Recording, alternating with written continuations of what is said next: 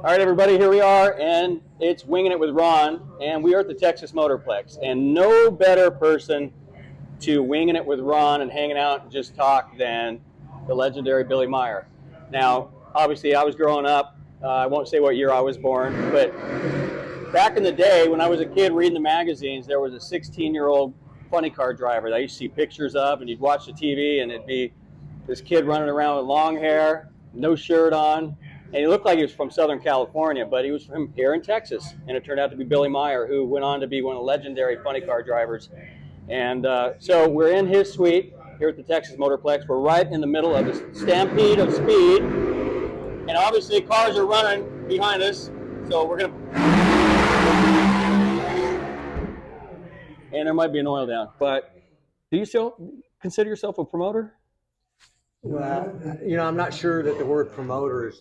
I mean, I obviously I like entertainment, but I just like the sport of drag racing, and so I guess you call it a promoter. We just try to put on the best events we can, for the fans and the racers and all the sponsors. Yeah, well, if the fans are a little bit older, they'll remember. There's not always been. Billy and NHRA have not always gotten along, and in my eyes, he's raised the bar at times to make our sport better with NHRA. It was the first instantaneous results, basically. Yeah. It was '88 when we did it. For me, I grew up with Blaine and Alan Johnson. I mean, I worked with them, grew up around them. So when they went out to race, that hotline was everything at 7 o'clock West Coast time. I was at 6:59 ready to dial. And what we used to have to do, everybody's spoiled now with the internet, we would, if you want to know who won an NHRA national event, living in California, was IHRA too? Yeah, we did both, yeah. So Dave McClellan would record and tell you who won from top fuel down to comp eliminator, I think. And so obviously I want to know how Blaine and Allen used to do when they'd go on the road, being from my home area. And you would call this, and $3 a minute, I think, or $2 the first minute, $1 after that. Whatever I could get. And it would go on your home phone bill, and that was it. So if you didn't get it right the first time, you'd have to call back and get in line. But it was Dave McClellan's voice, and just it was something else. So that's funny. I had no idea you even did that. Actually, we expanded that because it went to where everybody wanted round by round and stuff. So we actually expanded it to go every round you could call in. So we got 4 times they called. Because National Dragster was what you found out who won, and it was 2 weeks later if you wanted to see the bracket and reaction times and all that. So, wow, that's ironic. That's cool. So 1986, you had the vision, obviously. You started building it. How long did it take to build? 6 months. Did it really? Yeah, we got behind on starting it. I already had my NHRA national event contract. We hadn't started break ground yet. So we got messed up with banking because we did it on an industrial revenue bond loan. And so we didn't start until January 24th, and our first race was July 25th. We had 7 day a week, 2 crews, so we worked 2 shifts, 7 day a week. Wow. There's a great picture. And I was still racing, so I was gone, 35 weeks a year during the, half the week. So we had a project manager and people on staff to help. What people don't understand, those of you who watch, and you gotta put this in perspective. We were at a track that was built in 1986, and look at all the racetracks we've gone to: Bruton Smith tracks, all the Charlottes, the Bristols, the NHRA tracks, and you always hear us talking about the track needing a little fixing, and they've got to go in, they got to re-pour the concrete here and there, they got to fix some of the asphalt. This track has not changed. It was poured. It's one-piece concrete, if I'm not mistaken. It's post-tension, so it was poured in multiple stages, but it's all compressed together, so it has no seams. So it never cracks and it never... This is the same track, literally, that I would call the hotline and hear about Ace and Force, and everybody set the records the very first year, shattered NHRA records, and it's still the same track, start to finish. That is crazy to think. We ground it once. That's it. Yeah. Wow. Ground it. And if you glance over, there's a great picture here. What year was that? 86. 86. That's the first race. That's the first national event. Look at the crowd on each side. Both sides. Yeah. Nuts. That is nuts. And all right. That looks like Candy's and Hughes' car right there. Yeah. God, what a great picture. So much history. Buster right in the middle there. Yeah. Gosh, that is cool. I love that picture. So, winging it with Ron. We've got to delve into some wing and tasting. And are you a big wing guy at all? I actually am. Okay. My wife's not, so I have to go out to get them. All right. Well, good. We're going to try each. We have 3 flavors. We're not even sure what they're called, but we know that that one is the spicier. Well, that one's glazed, so it's probably going to be sweeter. Or, and this looks like lemon pepper. And that just looks Hot. probably hot. Hotter, maybe Cajun style. All right, well let's get whatever the sweet one is, the barbecue one. These aren't cooked as much as those. So. No. Now, do you miss driving at all? Like we're getting suited up. You walk outside there and look at the funny cars and go, man, just to get in and take one hit for a half track. I was going to recently, and I got overvoted by the females in my family, and so. But I really have never. I've never thought about going back. I mean, I got enticed twice in the last 30 years, and the reasons why it didn't happen. But I mean, it's fun to think about doing it, but then to think about what y'all do all year. What about one half track pass in my car? Yeah, I mean, I would love jump to do in it. and just. I'd love to do it, but the as far as going back to driving, full time.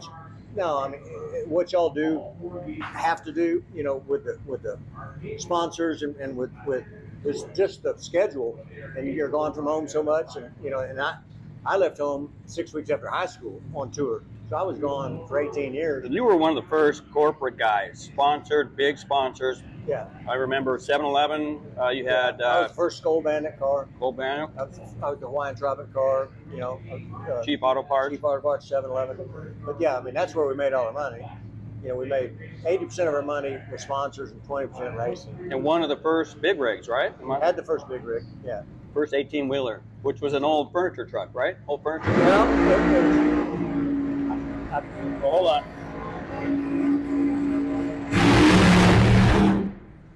I'm not sure we've ever done Winging It with Ron with cars running in the background. Actually, I bought the semi-truck from my uncle. He owned a company called Aqua Slide and Dive. Actually, they were sponsored. I remember on their car.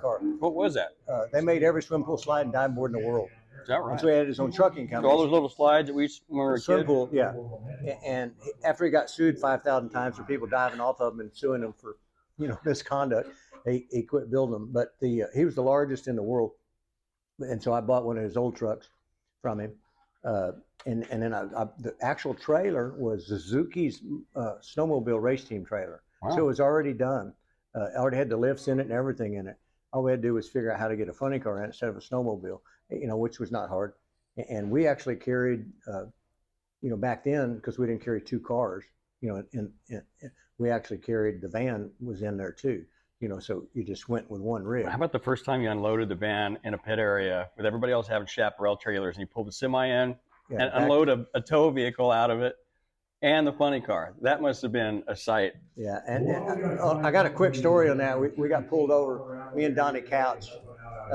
We were going somewhere. We got pulled over in Missouri, and back then you could only have a 55-foot long rig, and we were. Back then, we were like 59 feet. And so we usually just paid off the guys with T-shirts and hats. Well, these guys are a bunch of jerks. So they made us go to the local courthouse, to the Justice of the Peace, And so the guy, I said, well, it is a car hauler. And they go, well, how do we know that? I said, go outside and see the van I just took out of it, and then you'll know it hauls cars. And so he let us off, and we go back. Well, they were pissed, because they knew it was really a race car trailer. Yeah, so it.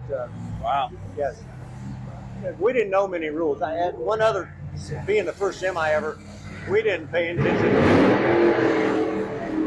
So we did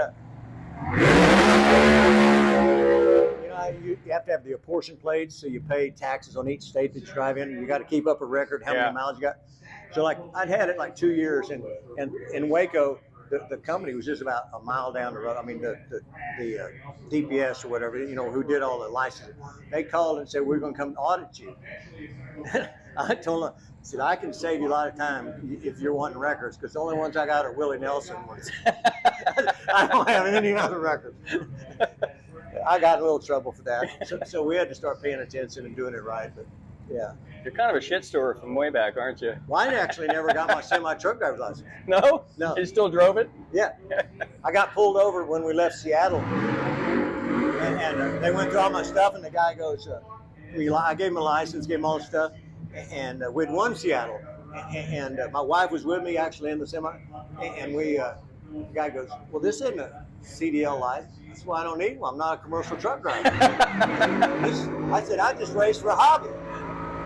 Matter of fact, look, I just won this trophy. And I had a Wally there, right there. And I had 5 driver's licenses too. I had a Louisiana and Indiana, Texas, and California, and New Mexico. So depending on where we got pulled over, I had to keep remembering where I'd used certain driver's licenses. That's funny. If you ever get a chance, it's a great movie called Wheels of Fire, and it's documentary. I wouldn't call it a great movie. It's a great movie. It's about driving. I just had a thought cross my mind. What if next year, now that I own my own car, and I can actually pull this off, what about you getting in a car and making a squirt to half track, maybe? I'd be glad to. You got to get the females in my life have overridden any. We'll work on that. Worsham was going to try to get me to do it. He wanted me to do it at the Funny Car Chaos. Yeah, I watched that last year. And last August. Yeah. You know, and year 21, and I got overvoted. I'll talk to her. We'll see. It'd be fun to see you do that.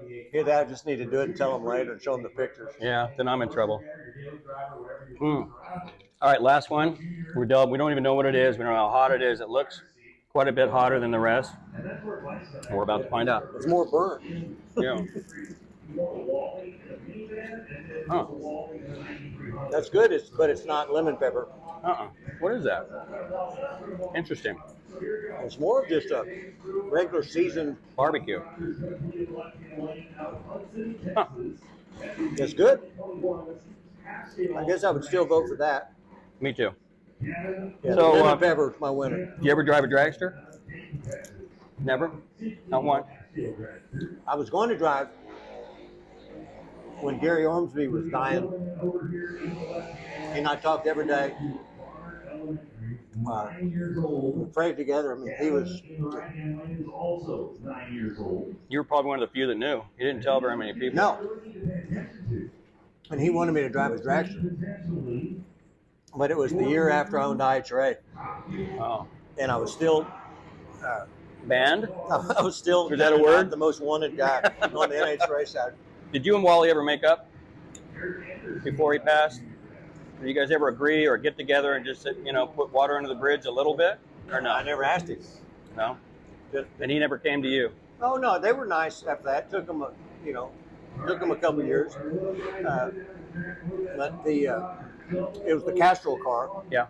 And, Castrol was so involved. Yeah. That's why I had them as the Castrol hotline. And they were a big sponsor here. But forget the big guy's name that ran the program for him.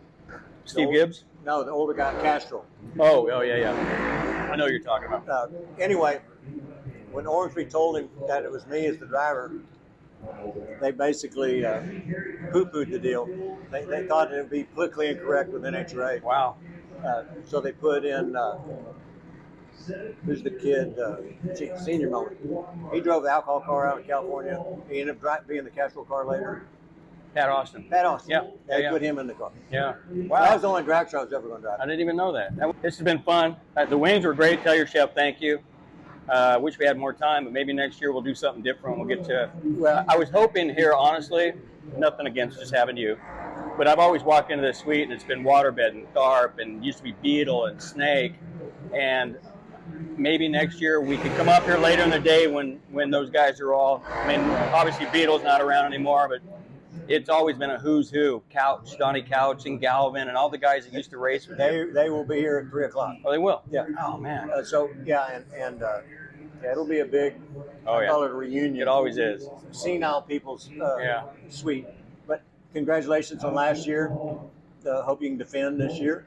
Gonna try. That'd be cool. This is always a big race for everybody. This is a pivotal. Always has been. Yeah. We couldn't ask for a better time to wing it with Ron here at the Motorplex. Obviously, it's going to be a pivotal race this weekend for us and a lot of teams. This track is no excuse. It's a great racetrack, and no matter what the weather does, we're going to see a big swing in weather here, and that's where I brag about my crew chief, and we're going to have a lot of fun. So the time you see this, we're going to be on our way to Vegas, and hopefully I'm a little tighter in the points, but I feel like I got a little funny car mojo from Billy Meyer, and we'll take it. So we'll see you next race.